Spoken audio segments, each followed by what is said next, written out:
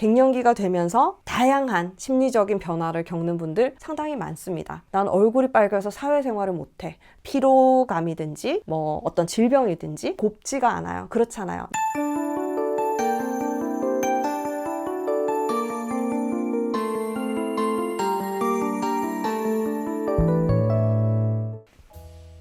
안녕하세요. 산부인과 의사 황인아입니다. 지난 시간에는 제가 갱년기가 되면서 폐경이 되면서 여성 호르몬이 떨어지게 되면 몸에서 겪게 되는 변화에 대해서 좀 말씀을 드렸어요. 혈관이나 뼈, 뇌, 신경이나 이런 운동하는 부분들 다 좀 영향을 받을 수가 있어서요. 그런 것들에 대해서 좀 주지를 하고 계실 필요가 있고, 고혈압이나 고지혈증 같은 이런 질환들도 나도 모르게 생길 수가 있으니까 좀 주의를 하셔야 된다 말씀을 드렸어요. 오늘은 그거 외에 약간 심리적인 부분에 대해서 좀 말씀을 드리고 싶어요. 갱년기가 되면서 다양한 심리적인 변화를 겪는 분들 상당히 많습니다. 왜 이렇게 내가 이렇지? 라는 생각을 많이 하세요. 내가 이런 사람이 아니었는데 왜 이런 상황에서 짜증을 낼까? 왜 화가 날까? 왜 내 마음은 이랬다 저랬다 하는 걸까? 이것은 바로 호르몬입니다. 생리 전후의 기분 변화가 그렇죠. 내가 평소 때 이렇게 짜증을 내는 사람이 아닌데 내가 왜 짜증을 냈을까? 이런 생각이 드는 시점이 그렇잖아요. 생리 직전에 그렇잖아요. 다들 남자친구랑 싸우고 헤어지고 그랬잖아요. 그죠? 그런 경험을 이제 갱년기가 되면서 또 하는 거예요. 호르몬이 불균형해지면서 그거를 느끼시는 분들이 있고요. 그리고 여성 호르몬이 떨어지게 되면 여기에 좀 민감하신 분들은 이게 우울감으로 다가오게 됩니다. 내가 우울증이 있던 분들 혹은 우울증을 치료하고 호전이 되었다 하시는 분들은 갱년기가 되면서 다시 우울증이 생길 가능성이 다른 분들보다 조금 더 높아요. 이 시점쯤에 좀 조심을 하셔야 되죠. 계속 나를 어떻게 객관적으로 좀 바라볼 수 있는 노력을 좀 하실 필요는 있습니다. 대부분 그냥 바쁘니까 모르고 살잖아요. 그런데 왜 이렇게 짜증이 나지? 왜 이렇게 우울하지? 나는 왜 아무것도 하기가 싫지? 이럴 수 있어요. 다양한 형태로 나타나니까요. 우울감이 든다든지 무기력증, 아무것도 하기 싫고 힘도 없고 기운도 없고 일이 힘들지도 않은데 하기 싫고 자꾸 침대에 누워있고 싶고 이런 것도 포함이 돼요. 올라갔다 떨어졌다 하는 거. 기분이 좋았는데 갑자기 화가 나고 갑자기 또 기분이 좋았다가 그 다음에 우울하고 막 이런 식으로 계속 변화를 하는 경험을 하시게 되기도 합니다. 그래서 병원에 오실 때 주된 증상으로 우울감, 감정 기복, 가족들이 가보라고 했다. 엄마가 이상한 것 같아요. 아내가 이상해요. 이러면서 병원에 가보라고 권유를 들었다. 혹은 정신과에서 보내서 오시는 분도 있어요. 정신과에서 조절을 해도 조절이 한계가 있는 경우가 있을 수 있거든요. 약을 무한정 쓸 수 있는 건 아니니까요. 특히 내가 갱년기가 되면서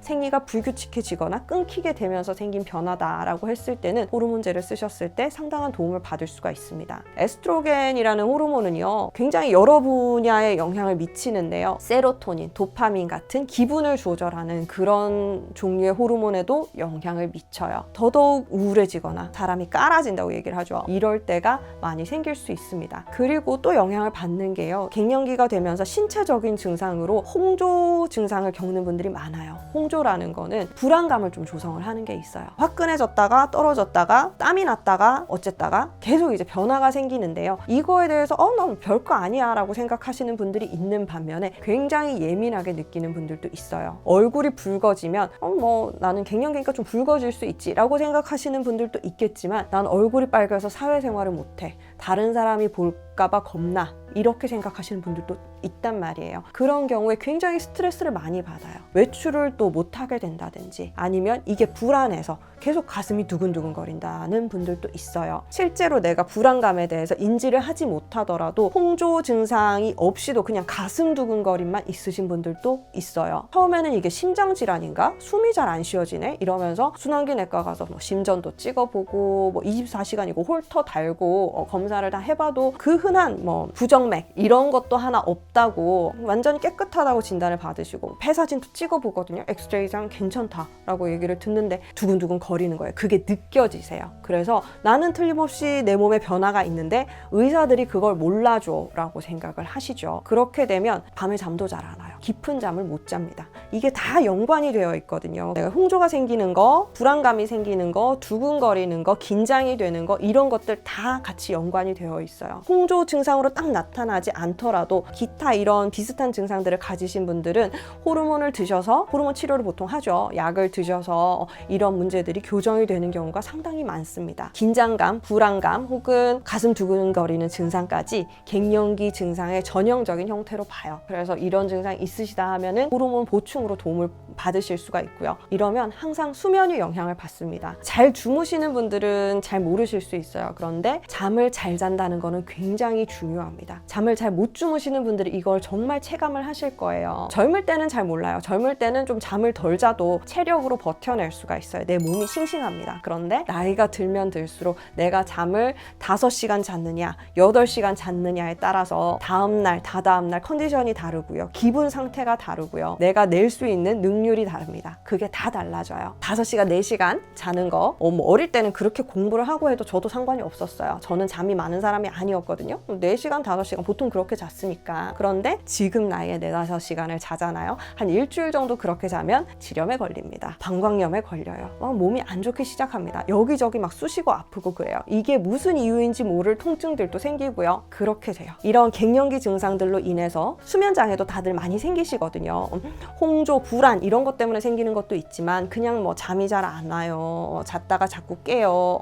깨는 거는 또 화끈화끈 거리는 거, 체온 조절이 잘 안 되는 거, 이게 영향을 많이 주거든요. 그래서 수면이 자꾸 영향을 받는 분들은 짜증이 많이 납니다. 내 몸이 안 좋잖아요. 그래서 컨디션이 많이 떨어지고 이런저런 질병들도 잘 생기고요. 수면이 안 좋으면 다른 모든 문제들이 따라옵니다. 헤르페스가 있던 분들은 헤르페스도 자꾸 재발을 하고요. 많은 문제들이 생겨요. 피로감이든지 뭐 어떤 질병이든지, 하다못해 지렴이 걸려서 가렵다고 해도 뭔가 나오는 말이 곱지가 않아요. 그렇잖아요. 내가 몸이 안 좋고 짜증이 나는데 다른 사람한테 되게 친절하기가 어렵잖아요. 그러다 보니까 감정 기복도 더 심해져요. 컨디션이 안 좋으면요, 열감도 더 심해집니다. 그래서 이 모든 증상들이 악순환의 경로로 가는 거예요. 홍조가 심해서 잠을 못 잤는데 잠을 못 잤더니 홍조가 더 심해지고, 그러니까 가슴이 두근거리고 불안해서 잠이 더 안 오고, 이런 식으로 이제 돌아가는 거예요. 어느 순간에는 이거를 좀 인지를 하고 이런 문제 때문에 내가 영향을 받는구나 라고 생각을 하시면 이거를 치료할 수 있는 방법들이 보이거든요. 어쨌든 이거는 뭐 전문가의 도움을 받으시면 가장 좋겠지만, 전문가를 찾기를 굉장히 망설이시는 분들이 있어요. 병원 가면 약 먹으라고 할 텐데 부터 걱정을 하시긴 하는데요.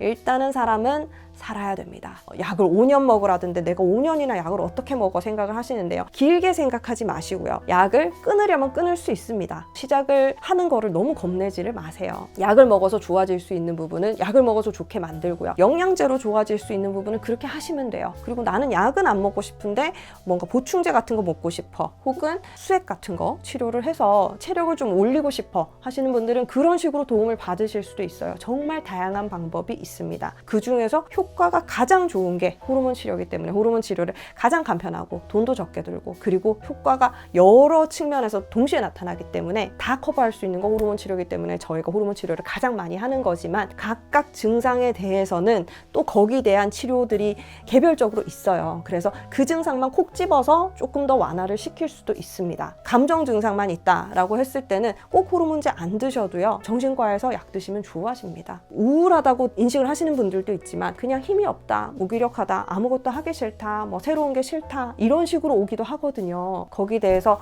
내가 인식을 하는 게 먼저고 도움을 받겠다고 늘 생각을 하셔야 돼요. 갱년기는 참을 수 있는 게 아니고요, 이겨내지는 게 아니에요. 시간이 지나면 어느 정도 좋아지는 분들도 있을 수 있지만 악화되는 분들도 있고요. 주변 사람들과 나의 케이스가 똑같지 않습니다. 우리 언니는 한 2년 참으니까 좋아졌다는데 2년 참을 생각을 하고 계시죠? 나는 5년이 갈 수도 있습니다. 이게 가족들끼리 똑같은 것도 아니고요. 내 친구들은 아무도 호르몬제 안 먹는데 저만 먹으려니까 불안해요 하시는 분들이 있거든요. 친구들이랑 나는 증상 자체가 다릅니다. 몸이 다른 몸이에요. 그렇기 때문에 남들의 의견에 너무 좌우되지 마시고요. 내가 뭔가 힘들다, 필요한 것 같다 라고 하셨을 때는 병원에 와서 상담을 받아보세요. 굳이 약을 안 먹고 싶으면 약을 먹지 않고 해결할 수 있는 방법에 대해서 대해서 조언을 드릴 수가 있고요. 약을 먹겠다, 내가 마음이 열려 있다 라고 하시면 딱 맞는 약을 찾아드리려고 많이 노력을 할 거예요. 약에 대해서는 뭐 작용도 있고 부작용도 있을 수 있지만 결국에는 우리가 도움받을 수 있는 부분이 굉장히 크기 때문에 약을 쓰는 겁니다. 부작용만 염려해서는 쓸 수 있는 약이 하나도 없어요. 그렇지만 우리가 그 작용을 충분히 누릴 수 있다면 약은 그만한 값어치가 있는 거거든요. 마음이 좀 열려 있다 하면은 정말 많이 좋아질 수 있어요. 집에서 혼자 끙끙 앓지 마시고 병원에 오셔서 자세한 상담 받아보시고요. 나한테 맞는 치료를 찾아서 훨씬 더 윤택한 삶의 질을 올릴 수 있는 방법 찾으시길 바라겠습니다. 다음 영상에서는 호르몬 치료에 대해서 좀 말씀을 드릴 거예요. 호르몬 치료에 대해서 많은 분들 많은 걱정들을 하시는데 가장 안전한 약 주세요 하시는데 안전한 약이 나랑 맞는 약은 아닐 수 있어요. 그런 얘기를 좀 해드릴게요. 오늘 영상도 봐주셔서 감사합니다. 다음 시간에 뵐게요. 바이바이.